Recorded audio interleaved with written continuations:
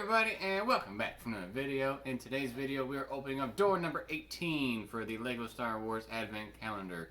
Lovely Sarah here is going to look behind door number 18 and see what we got. What do you think it's going to be? I know what's up. Oh. Thank you, I was trying to find it. Da, da, da, da. Oh, that's a good one. Good one, everybody. There's your hint. Last. Black and white and gray and a little bit of orange. Get that orange. Here we go.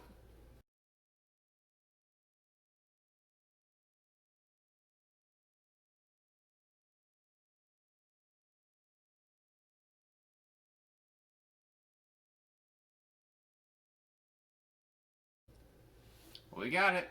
What is it, Sarah?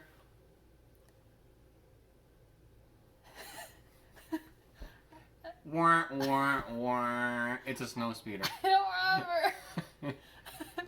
From the Battle of Hoth. It even has the little harpoon gun in the back. Pew pew.